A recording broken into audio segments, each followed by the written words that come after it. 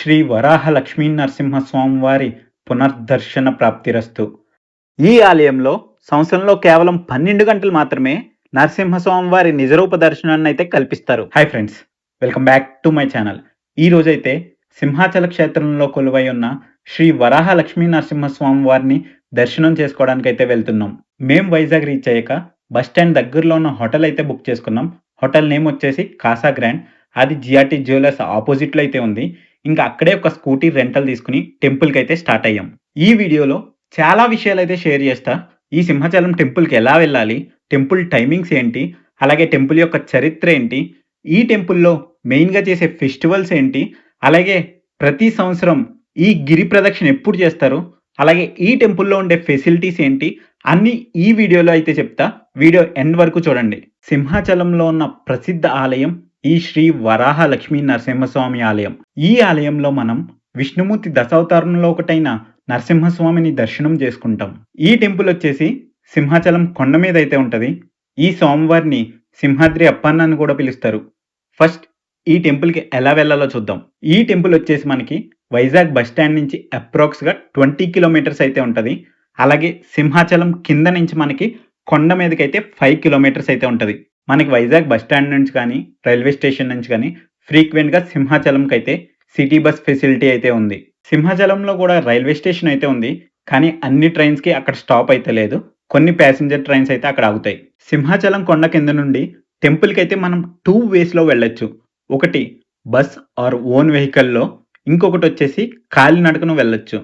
కాలినడకన కొండ మీదకి అయితే మనకి అప్రాక్స్గా 1000 స్టెప్స్ అయితే ఉంటాయి. కొండ మీదకి ఓన్ వెహికల్లో వెళ్ళేటప్పుడు ఘాట్ రోడ్ మధ్యలో అయితే పార్కింగ్ ఛార్జెస్ అయితే కలెక్ట్ చేస్తారు.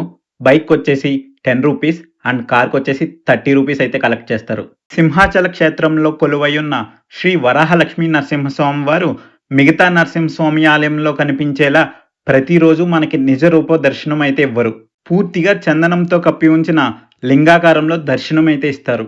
అయితే ఏడాదిలో ఒక్కరోజు మాత్రమే, అది కూడా వైశాఖ మాసంలో అక్షయ తృతీయ రోజు జరిగే చందనోత్సవం సందర్భంగా భక్తి శ్రద్ధలతో ఆ చందనం తొలగించి నిజమైన రూపాన్ని భక్తులకి దర్శనం అయితే కల్పిస్తున్నారు. ఈ దర్శనాన్నే నిజరూప దర్శనం అని పిలుస్తారు. ఈ నిజరూప దర్శనం సమయంలో స్వామివారు అపూర్వమైన వరాహ లక్ష్మీ నరసింహ స్వరూపంలో దర్శనం ఇస్తారు. వరాహ అవతారం, నరసింహ అవతారం మహిమలు కలిగిన ఈ దివ్య రూపం చూడడం ఎంతో అదృష్టంగా భావిస్తారు. ఈ దర్శనం కోసం లక్షలాది మంది భక్తులు సింహాచలంకు వస్తారు. అలాగే సంవత్సరంలో ఒకసారి సింహాచలంలో అయితే గిరి ప్రదక్షిణ అయితే చేస్తారు. ప్రతి సంవత్సరం ఆషాఢ మాసంలో పౌర్ణమి రోజున తొలి పావంచ దగ్గర, అంటే తొలి మెట్టు దగ్గర స్వామివారిని ప్రార్థించి ఒక కొబ్బరికాయ కొట్టి గిరి ప్రదక్షిణ అయితే మొదలు పెడతారు. సింహాచలం కొండ చుట్టూ సుమారు 32 కిలోమీటర్స్ అయితే ఉంటది. ఆ 32 కిలోమీటర్స్ నడిచి మళ్ళీ తొలి పావంచ దగ్గరకు వచ్చి ఈ గిరి ప్రదక్షిణ అయితే పూర్తి చేస్తారు. ప్రతి సంవత్సరం గిరి ప్రదక్షిణ ఎందుకు చేస్తారు? పురాణాల ప్రకారం ఈ సింహాచలం కొండ స్వయంగా శ్రీ వరాహ లక్ష్మీ నరసింహస్వామి వారి దివ్య స్వరూపంగా భావిస్తారు. అందుకే కొండ చుట్టూ ప్రదక్షిణ చేయడం అంటే స్వామివారికే స్వయంగా ప్రదక్షిణ చేసినట్లుగా భక్తులు భావిస్తారు. తమ మొక్కులు నెరవేరాలని, కుటుంబంలో సుఖశాంతులు ఉండాలని, ఆరోగ్యం ఐశ్వర్యం కలగాలని, అలాగే స్వామివారి కృప కూడా పొందాలని ఈ గిరి ప్రదక్షిణ అయితే చేస్తారు. లక్షలాది మంది భక్తులు ఒకేసారి భక్తితో నడుస్తూ జై అప్పన్న, గోవిందా గోవిందా అనే నామస్మరణం చేస్తుంటే చూడడానికి నిజంగా కళ్ళు సరిపోవు. చాలా అద్భుతంగా ఉంటుంది. మీరు ఎప్పుడైనా సింహాచలంలో గిరి ప్రదక్షిణ చేశారా? ఇన్కేస్ చేస్తే మీకు ఎంత టైం పట్టింది? అలాగే మీ ఎక్స్పీరియన్స్ని కమెంట్ సెక్షన్లో మాతో షేర్ చేసుకోవడం మర్చిపోకండి. అతి పురాతనమైన క్షేత్రాల్లో ఈ సింహాచల ఆలయం కూడా ఒకటి. ఇంకా ఈ ఆలయం వచ్చేసి 1087 సంవత్సరంలో అయితే స్టార్ట్ చేశారు. ఇంకా తర్వాత 13th సెంచరీలో కళింగ వాస్తు ప్రకారం ఈ ఆలయాన్ని అయితే నిర్మించారు. తర్వాత విజయనగర సామ్రాజ్య చక్రవర్తి అయిన శ్రీకృష్ణదేవరాయలు కూడా ఈ ఆలయాన్ని సందర్శించి విలువైన కానుకలు సమర్పించి ఆలయ అభివృద్ధికి అయితే విశేషంగా తోడ్పడ్డారు. ఇప్పటి వరకు అయితే ఆలయ చరిత్ర, అలాగే సింహాచలంలో జరిగే మెయిన్ ఫెస్టివల్స్ గురించి అయితే చూసాం. ఇప్పుడైతే దర్శనం టైమింగ్స్, అలాగే కొండ మీద ఉండే ఫెసిలిటీస్ అయితే చూద్దాం. ముందుగా చెప్పినట్టయితే కాలినడకన కానీ, బస్సులో కానీ, లేదంటే ఓన్ వెహికల్స్లో కానీ టెంపుల్ మీదకి అయితే వెళ్ళొచ్చు. మేమైతే స్కూటీలో అయితే వెళ్ళాం. ఇంకా టెంపుల్కి వెళ్ళే పైన ఘాట్ రోడ్ దగ్గర అయితే పార్కింగ్ ఛార్జెస్ అయితే కలెక్ట్ చేస్తున్నారు. ఇంకా పార్కింగ్ అమౌంట్ అయితే పే చేసేసి ఇంకా మేమైతే కొండ మీదకైతే స్టార్ట్ అయిపోయాం. ఇంకా కొండ మీదకి వెళ్ళగానే మనకైతే ఒక పెద్ద షెడ్ అయితే కనిపిస్తది. అక్కడే బైక్ పార్కింగ్ అయితే చేసుకోవచ్చు. ఇంకా అక్కడి నుంచి అయితే షార్ట్ కట్‌లో దర్శనంకి అయితే వెళ్ళొచ్చు. ఇంకా కార్‌లో, బస్‌లో వెళ్ళే వాళ్ళకైతే ఇంకొంచెం ముందుకు వెళ్తే అక్కడ మనకైతే బస్ స్టాండ్ అయితే ఉంటది. అలాగే పక్కనే కార్ పార్కింగ్ స్పేస్ అయితే ఉంటది. ఇంకా అక్కడి నుంచి కూడా డైరెక్ట్‌గా మనం అయితే దర్శనం దగ్గరికైతే వెళ్ళొచ్చు. ఇంకా ఇప్పుడైతే దర్శనం టైమింగ్స్ ఏంటి? అలాగే దర్శనంకి ఎలా వెళ్ళాలి? అన్నీ డీటెయిల్‌గా అయితే చూద్దాం. ఈ టెంపుల్‌లో దర్శనం టైమింగ్స్ వచ్చేసి మార్నింగ్ 7 నుంచి ఈవినింగ్ 4 వరకు అయితే ఉంటది. ఈవినింగ్ 4 నుండి 6 వరకు అయితే దర్శనం అయితే స్టాప్ చేస్తారు. అక్కడి నుంచి మళ్ళీ ఈవినింగ్ 6 నుంచి నైట్ 9 వరకు దర్శనంకైతే అలౌ చేస్తారు. ఇంకా దర్శనం చేసుకోవడానికైతే మనకి 3 మార్గాలైతే ఉంటాయి. ఒకటి సర్వదర్శనం అంటే ఫ్రీ దర్శనం, 2 రూ. 100 దర్శనం, మూడొచ్చేసి రూ. 300 దర్శనం. ఇంకా దర్శనం టికెట్ కౌంటర్స్ అయితే మనకి ఈ రూ. 300 దర్శనం క్యూ లైన్ ఆపోజిట్‌లోనే అయితే ఉంటది. మేమైతే సండే అయితే దర్శనానికెళ్ళాం. ఆ రోజు క్రౌడ్ ఎక్కువగా ఉండడం వల్ల మేమైతే రూ. 300 దర్శనంకైతే వెళ్ళాం. దర్శనం అయితే 1 అవర్ అయితే పట్టింది. మీరు సింహాచలం ఎప్పుడైనా వెళ్లారా? ఇన్‌కేస్ వెళ్తే మీరు ఏ దర్శనానికి వెళ్లారు? మీకు ఎంత టైం పట్టిందో కింద కమెంట్‌లో షేర్ చేయండి. ఫ్యూచర్‌లో వెళ్ళే వాళ్ళకి ప్లాన్ చేసుకోవడానికైతే యూజ్ అవుతది. ఇంకా ఇప్పుడైతే ఆలయంలో జరిగే ప్రత్యేకమైన సేవల గురించి అయితే చూద్దాం. ప్రతిరోజు ఎర్లీ మార్నింగ్ స్వామివారికి సుప్రభాత్ సేవ అయితే జరుగుతది. మార్నింగ్ 4 నుండి 4:30 వరకు. టికెట్ కాస్ట్ వచ్చేసి రూ. 50 అయితే ఉంటది. ఈ టికెట్స్ అయితే మనకి డైరెక్ట్‌గా టికెట్ కౌంటర్‌లోనే తీసుకోవాలి. లిమిటెడ్ పీపుల్‌ని అయితే అలౌ చేస్తారు. ఇంకా ప్రతిరోజు మార్నింగ్ 10-12 మధ్యలో అయితే కళ్యాణోత్సవం అయితే జరుగుతది. టికెట్ కాస్ట్ వచ్చేసి ఒక కపుల్‌కి రూ. 1000 అయితే. ఇది కూడా మనం టికెట్ కౌంటర్‌లోనే తీసుకోవాలి. అలాగే ప్రతి నెల స్వాతి నక్షత్రం రోజైతే స్వాతి హోమం అయితే జరుగుతది. ఈ హోమంకి 2 పర్సన్స్‌ని అయితే అలౌ చేస్తారు. దీని కాస్ట్ వచ్చేసి 2500 అయితే ఉంటది. ఇంకా దూరం నుంచి వచ్చే భక్తులకి అకామిడేషన్ ఫెసిలిటీస్ అయితే చూద్దాం. దేవస్థానం రూమ్స్ బుక్ చేసుకోవాలంటే మనం aptemples.org అనే వెబ్‌సైట్‌లో అయితే రూమ్స్ అయితే బుక్ చేసుకోవచ్చు. మనకైతే 2 సత్రాలు ఉంటాయి. ఒకటొచ్చేసి గజపతి సత్రం, ఇంకొకటి నరసింహ సత్రం. ఇవి 2 సత్రాల్లో రూమ్స్ అయితే ప్రొవైడ్ చేస్తారు. గజపతి సత్రం వచ్చేసి కొండ మీద అయితే ఉంటది. ఈ గజపతి సత్రంలో రూమ్స్ కాస్ట్ వచ్చేసి నాన్ ఏసీ అయితే 500, ఏసీ అయితే రూ. 900 అయితే ఉంటది.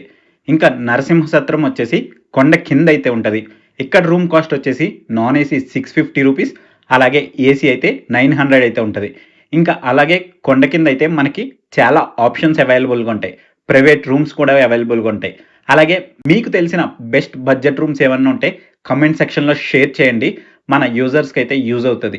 ఇప్పుడు సింహాచలం కొండ మీద ఏమేం ఫెసిలిటీస్ ఉన్నాయో చూద్దాం రండి. సింహాచలం వెళ్ళగానే మనకైతే ఈ గోపురం అయితే కనిపిస్తది. ఇంకా ఈ గోపురం చుట్టూ ఏమేమి ఉన్నాయో చూద్దాం రండి. ఈ గోపురం లెఫ్ట్ సైడ్ వచ్చేసి మనకి దర్శనంకి వెళ్ళే క్యూ లైన్స్ అయితే ఉంటాయి. ప్రెజెంట్ మీరు చూస్తున్నది రూ. 300కి వెళ్ళే క్యూ లైన్. ఇక్కడి నుంచే స్టార్ట్ అవుతది. ఇంకొంచెం ముందుకు వెళ్తే రూ. 100 క్యూ లైన్ అయితే ఉంటది. ఇంకా దాని పక్కనే మనకి ఫ్రీ దర్శన్ లైన్ కూడా ఉంటది. ఇంకా ఈ ఫ్రీ దర్శన్ రూ. 100 క్యూ లైన్ ఆపోజిట్‌లోనే మనకి టికెట్ కౌంటర్‌తో పాటు బ్యాగ్స్ పెట్టుకోవడానికి, చెప్పులు పెట్టుకోవడానికి, అలాగే కొబ్బరికాయలు అమ్మే ప్లేస్, ఇంకా పిల్లలకి పాలు ఇవ్వడానికి అలా చాలా షాప్స్ అయితే అవైలబుల్‌గా ఉంటాయి. అలాగే ఫ్రీ దర్శనంకి వెళ్ళే లైన్ పక్క నుంచి కొంచెం ముందుకు వెళ్తే వాష్‌రూమ్స్ అండ్ అలాగే ఎవరైనా గుండు కొట్టించుకోవాలనుకుంటే అక్కడే కేశ్ ఖండనశాల అయితే ఉంటది. చూడండి మేము వెళ్ళిన రోజైతే ఇక్కడ చాలా మంది మ్యాంగోస్ అలాగే కొబ్బరికాయలు పెట్టి స్వామివారికైతే ప్రత్యేక పూజలైతే చేసుకుంటున్నారు. ఇంకా అలాగే కొంచెం ముందుకెళ్తే ఇక్కడైతే చాలా మంది వంటలైతే చేసుకుంటున్నారు.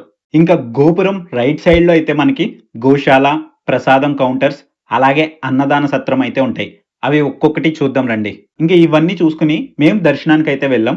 ఇంక దర్శనం చేసుకొని బయటకు వచ్చే దారిలో మనకి ఒక పవిత్రమైన స్తంభం అయితే ఉంటది.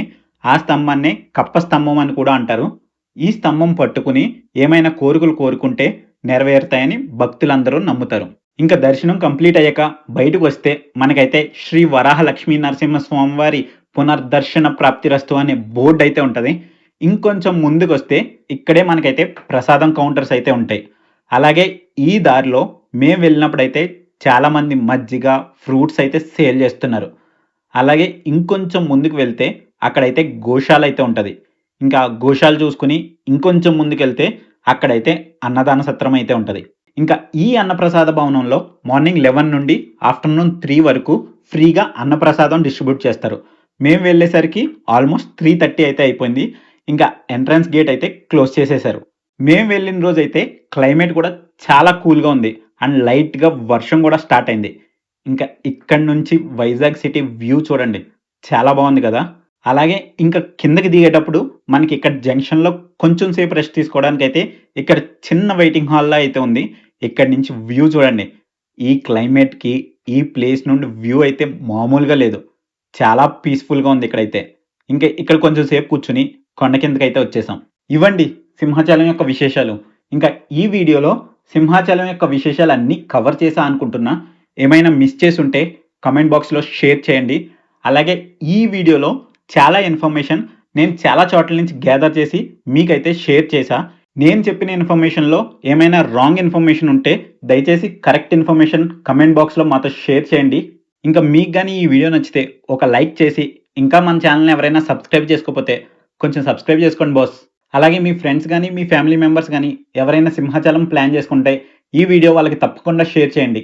మేమైతే సింహాచలం దర్శనం కంప్లీట్ అయ్యాక ఇంకా లంచ్ చేసేసి కొంచెం సేపు అలా బీచ్ రోడ్‌కి వెళ్ళి బీచ్‌లో అయితే ఫుల్‌గా ఎంజాయ్ చేసి నైట్‌కైతే వైజాగ్‌లో రీసెంట్‌గా ఓపెన్ అయిన ఇనార్బిట్ మాల్‌కైతే వెళ్ళాం.